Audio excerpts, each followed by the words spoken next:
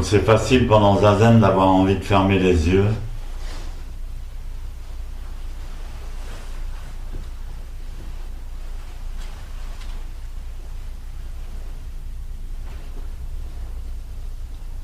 Mais la posture correcte implique de laisser les yeux mi-clos.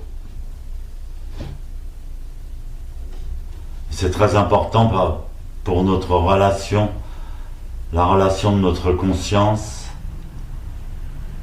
et du monde extérieur.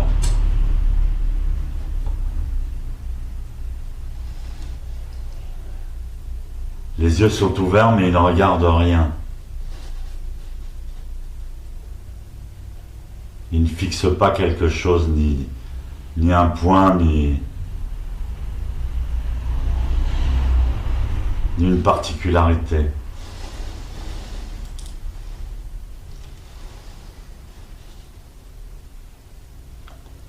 Donc je continue les poèmes du Shin Jinmei, qui est le plus ancien poème chinois sur le zen. Et il dit: partout devant nos yeux,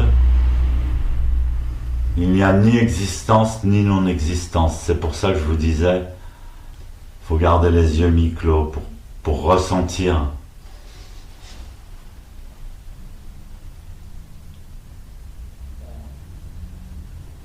la substance véritable des phénomènes. Partout devant nos yeux, il n'y a ni existence ni non-existence. Alors le poème précédent parlait de notre relation avec le temps.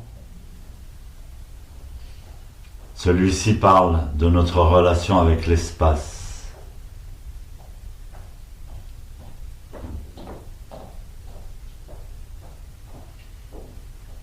L'espace sous-entend l'objet, de même que l'objet sous-entend l'espace.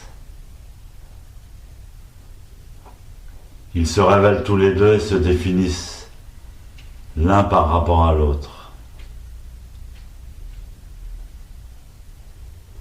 Le poème précédent parlait du maintenant, ce poème parle de l'ici.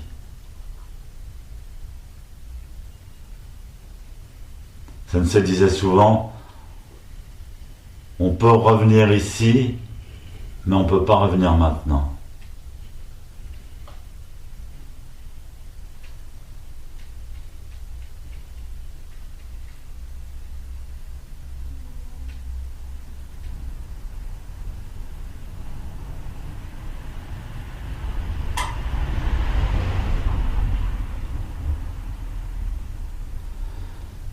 Maître Deshimaru dit, on ne peut pas considérer la religion comme étant seulement le fruit de la difficulté et de la souffrance.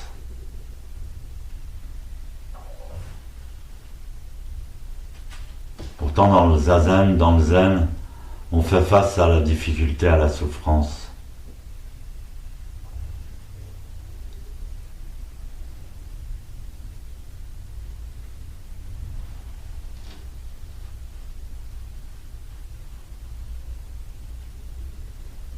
Mais elle doit être dépassée.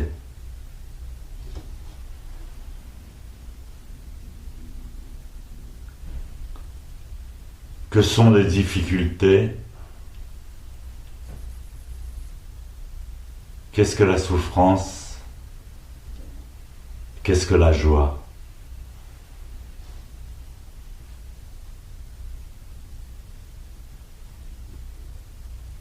Le prix Nobel de physiologie en médecine, Konrad Lorenz, a écrit que la joie pure naissait de la difficulté.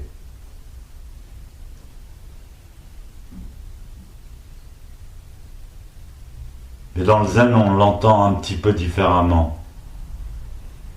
La joie est vaste, globale, fondue, confondue au cosmos.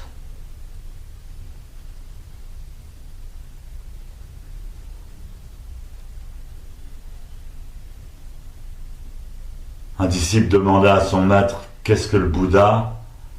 Et le maître lui a répondu C'est un morceau de glace dans une flamme. Cette réponse semble être une contradiction. Mais couper toutes les pensées quotidiennes et la compréhension zen apparaît. C'est l'essence du zen.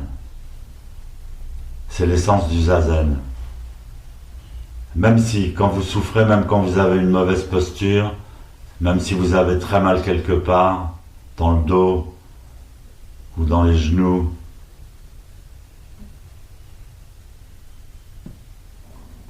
en pratiquant zazen bravement, on peut couper toutes nos pensées quotidiennes. C'est très important, on peut couper le fil, la chaîne de nos pensées, de notre karma.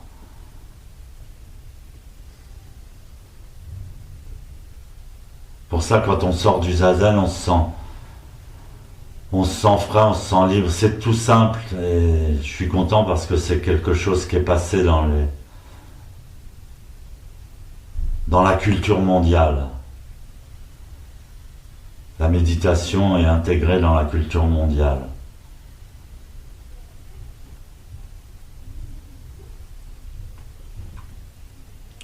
Et le zen, c'est pas une méditation où on entretient des images ou des sensations, où on regarde des lumières, où on imagine des lacs paisibles.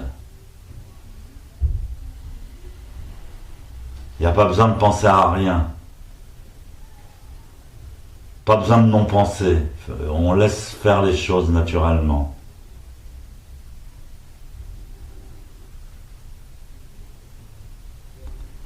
Couper toutes nos pensées quotidiennes et la compréhension zen apparaîtra. Ni existence, ni non-existence. Vaste, global.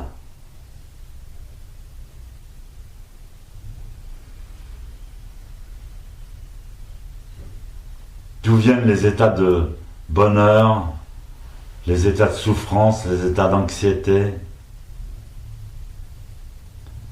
La glace dans la flamme. Telle est la signification de cette phrase.